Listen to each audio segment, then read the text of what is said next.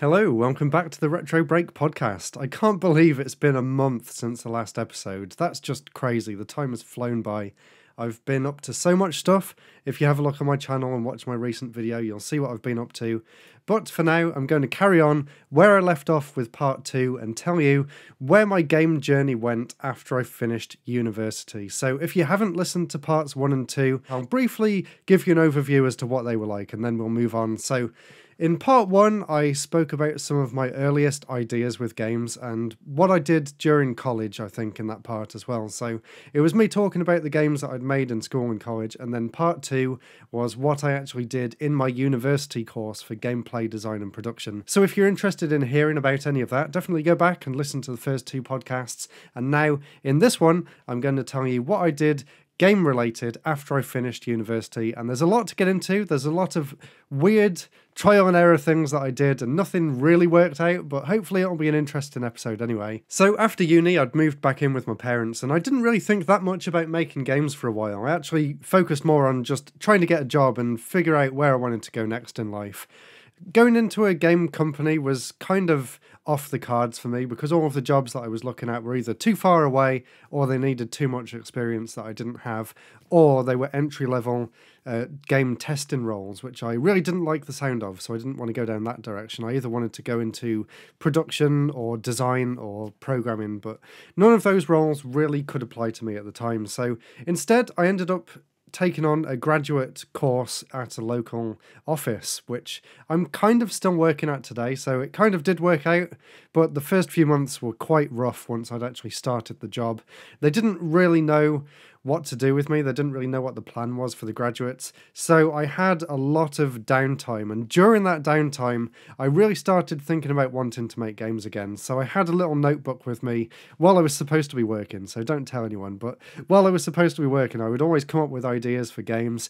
And one thing that I kept noticing at work was the amount of donuts that there were in the office. So every time there was a birthday, every time there was a celebration of some kind, people would always bring in a bag of donuts from Krispy Kreme.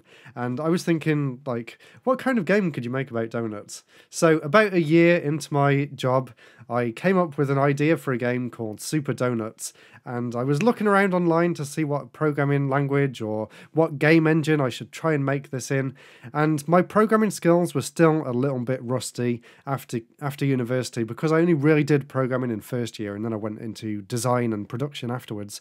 So I wanted a game engine that wasn't really that focused on programming and would allow me to express myself in a more visual manner. So the game engine that I ended up going with was one called Stencil, which at the time, I think it was right for me, but looking back now, I probably should have just picked Unity and just stuck with it from the beginning and got over that hurdle of not really understanding how to program very well. So I whipped up a quick little prototype in Stencil in just a few days, and I was really pleased with the results, actually. It felt like a really fun game, and that was the main thing. So for the next few months at work, I would be coming up with loads of ideas. I made myself a Trello board. If you don't know what Trello is, it's basically a task system website thing where you can have different columns with different things that you want to try and get done, and then you can drag things from one column to the other.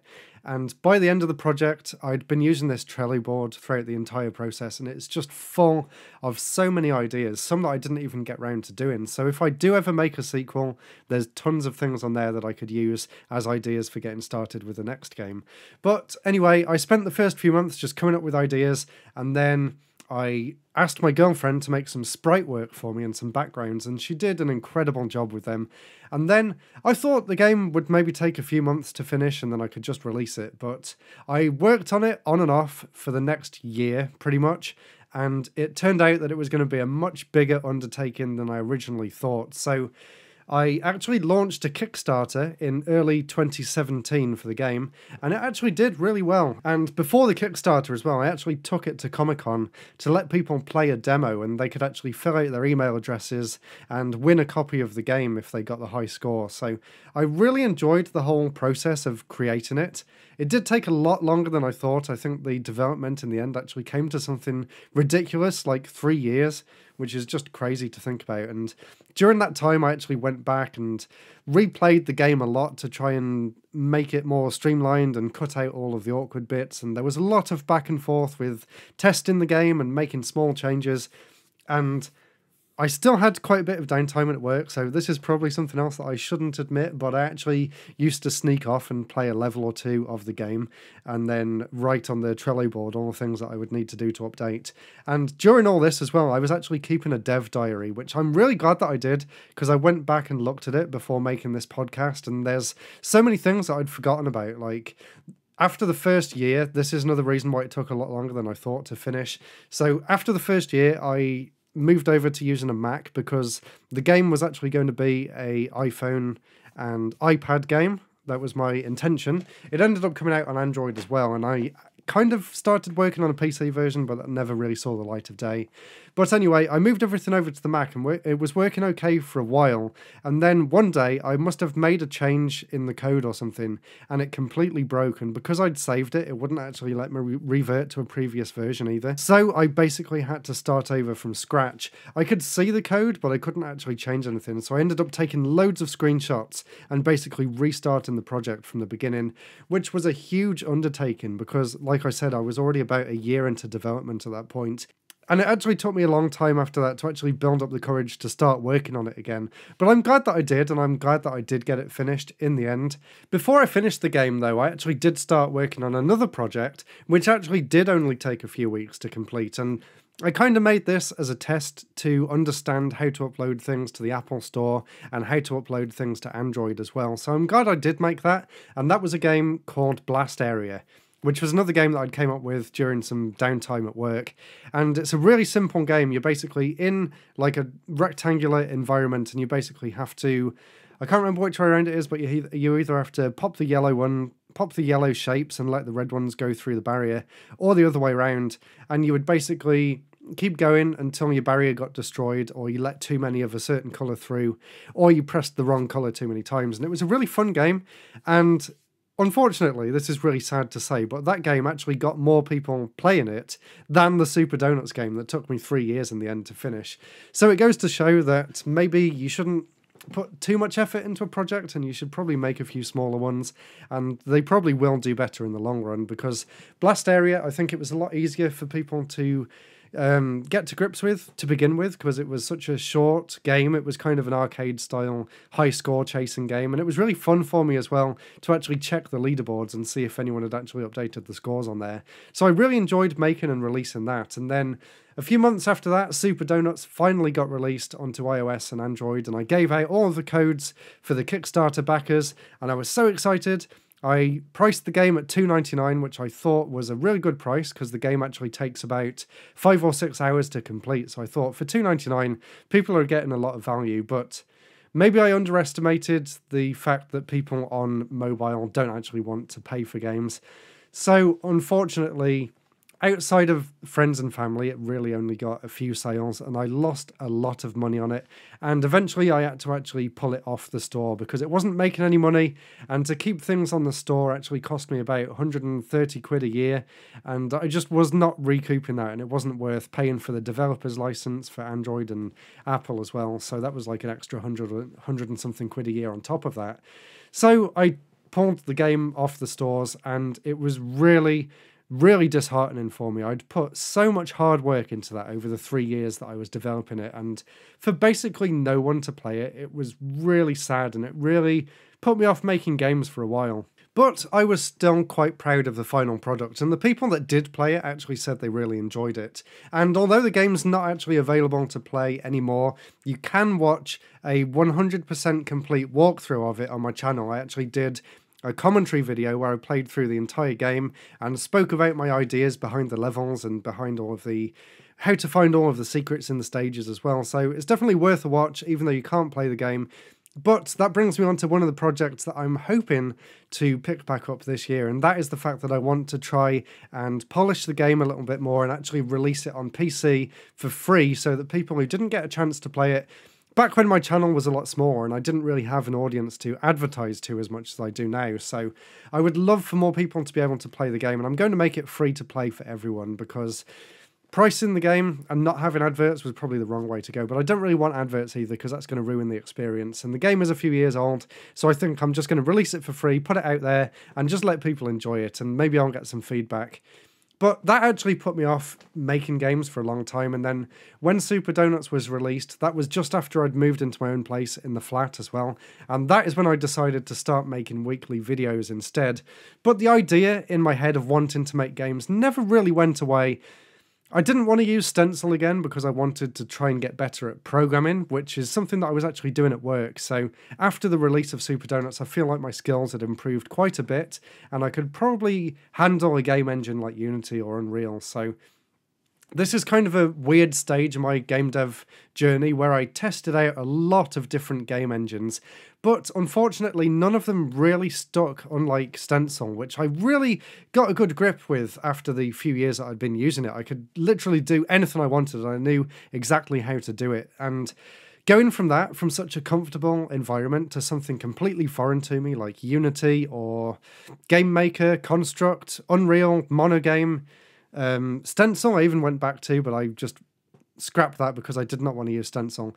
There was one engine that really caught my attention, and I'd been watching a lot of videos about it online, and that was called Godot. So I started trying to use that, but it was very complicated, and there is a lot to learn, and there's a lot of tutorials out there. So I did whip up a few sort of prototypes in there. I've got a list of some of the things that I started making. So I actually started making a spiritual sequel to Kirby's Block Ball. So if you don't know what that game is, it's basically a Kirby Breakout style game, and I thought that would be something really nice and simple to try and get to grips with the new game engine. So I made a quick little demo of that in Godot a few years ago, and it kind of worked okay. Like, I understood how to move Kirby and the paddle and make the ball bounce, but I never really did anything with it.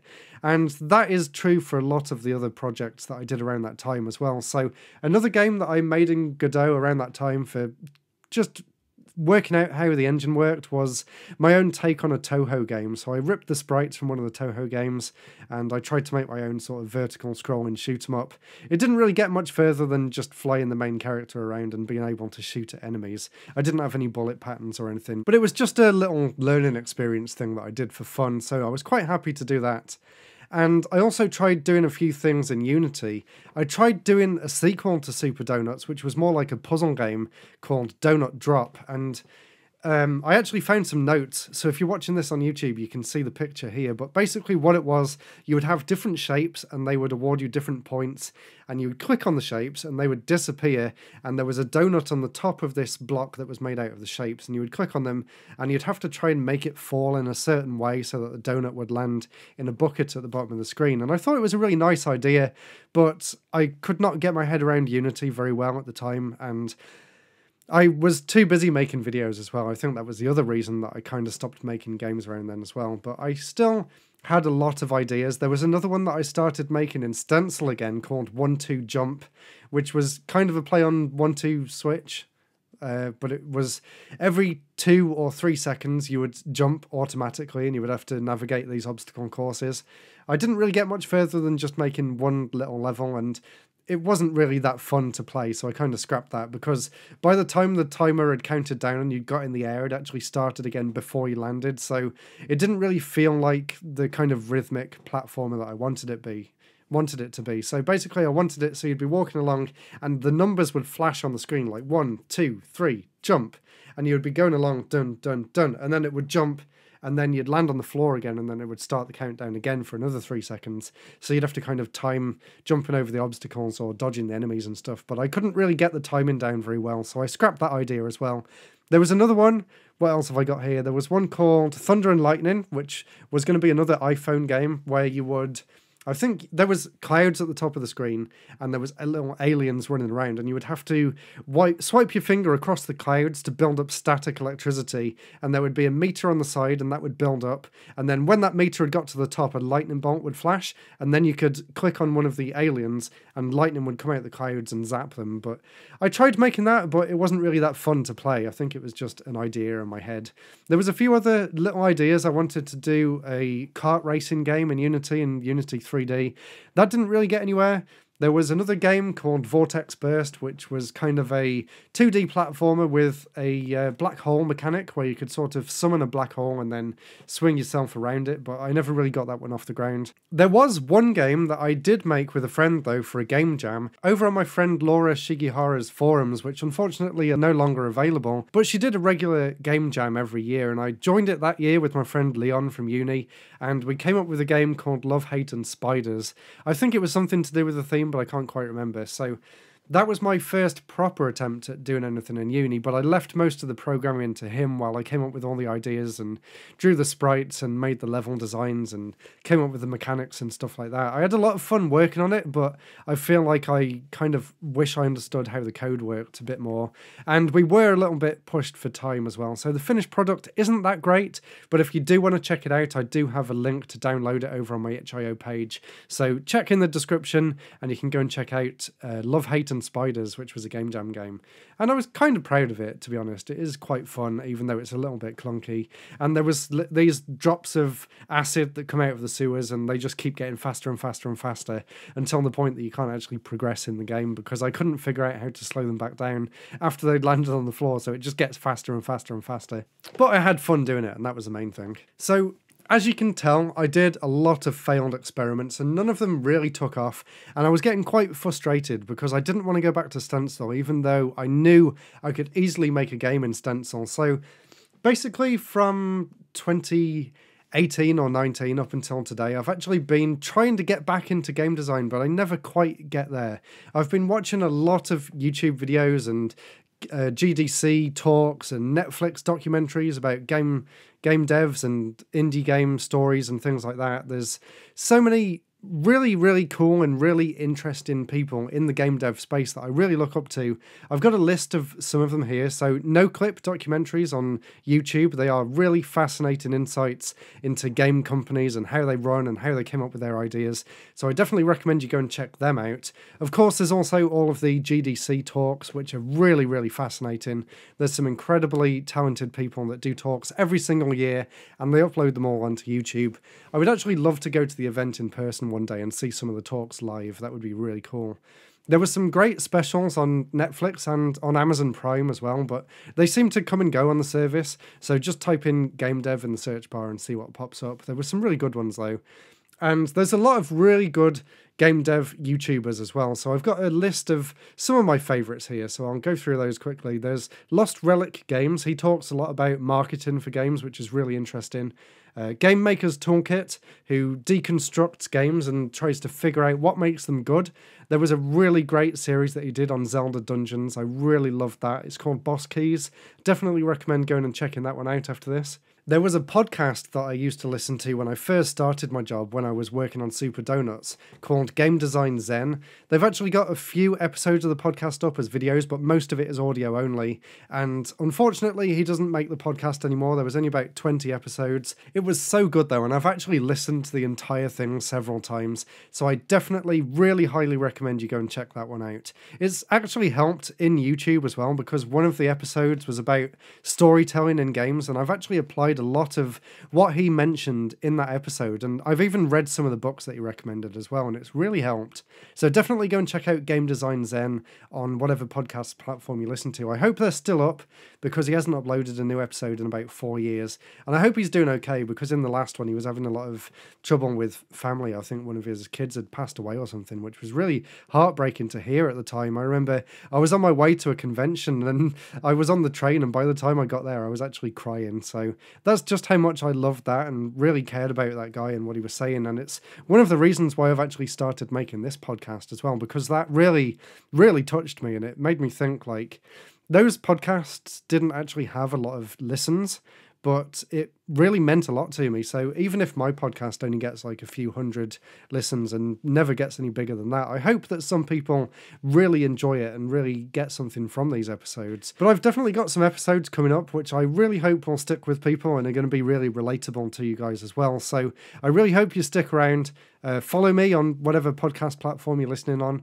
And before I finish this, I kind of want to touch upon some of the ideas for games that I want to make in the future. So of course, over on my main channel, RetroBreak, I talk a lot about Game Boy Homebrew. So of course I've dabbled in that. I tried using GBDK, the Game Boy development kit, which uses the C programming language, and I made a tiny little maze game in there, but I didn't really have the time to dedicate to work out how it really works completely, although I would really like to. And of course, I've also dabbled with Game Boy Studio. It would be kind of rude of me not to, considering the amount of people in that community that I know personally, and the fact that I've reviewed so many games in the engine. It kind of makes sense for me to try it out, and I actually tried to recreate the game that I mentioned in part 2 called Quantum Shift. I only got around to doing the first area and a few of the cutscenes, but I was really pleased with the results in just that short amount of time, so I might go back to that in the future.